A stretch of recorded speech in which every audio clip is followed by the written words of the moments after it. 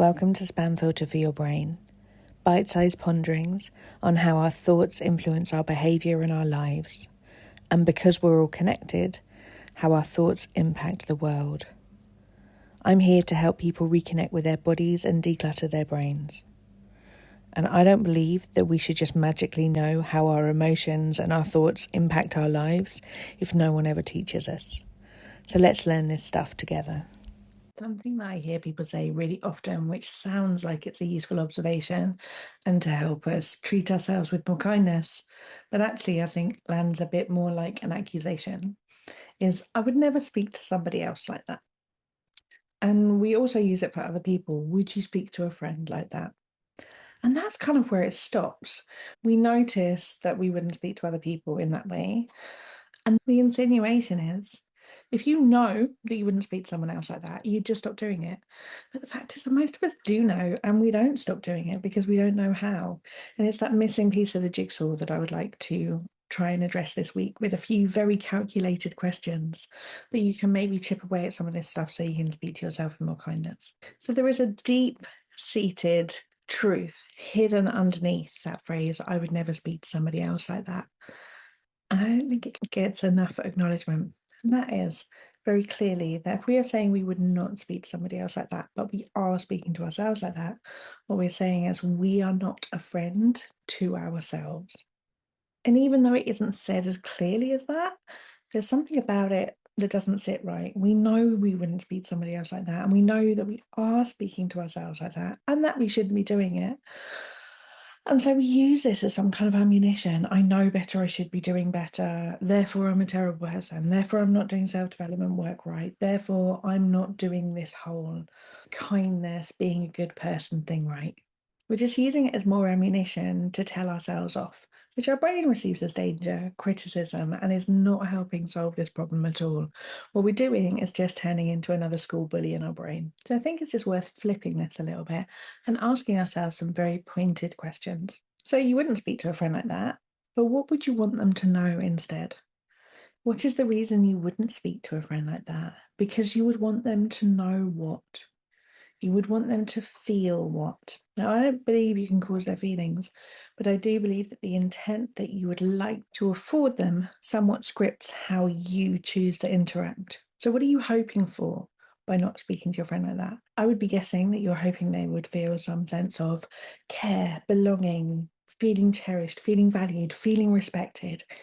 Once you've identified these kind of things around you, like a little word cloud, how can you bring these things home to yourself? How can you acknowledge that these are things that you value as important? And so there must be something about you that prioritizes them. Where are you good at this stuff? Where does this stuff show up in your life? Where are you respectful? Where are you kind? Where are you compassionate? Listing these things takes us away from the criticism of the things that we shouldn't be doing and brings it home to our own value system. And the next question I think is really powerful. And that is, yes, you wouldn't speak to a friend like that. And you probably wouldn't stand by and let a mate speak to themselves like that.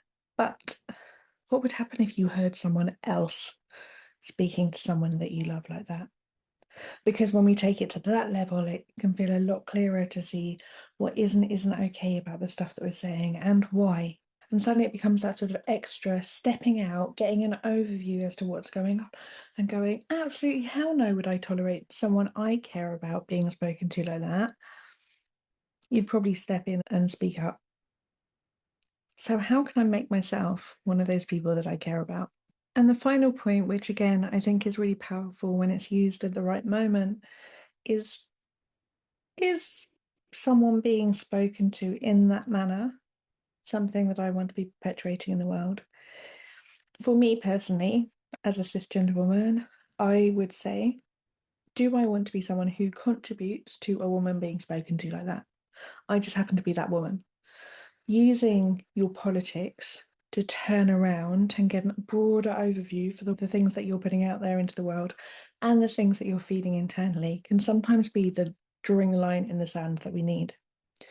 So to recap, the things that I think are really useful to undermine and take forward that version of I would never speak to somebody else like that. I would never speak to a friend like that. Why? Why wouldn't you speak to a friend like that? Get those things in a list. Would you tolerate someone else speaking to your friend like that? If not, why not? The things you'd like them to know. What are the things that you would say to someone in those kind of circumstances? And is there something that you want to be contributing to? These are some really great stopgap points to interrupt those patterns that can feel like old habits. And I hope having some of these interrupters to hand is a useful way for you to start speaking more kindly to yourself.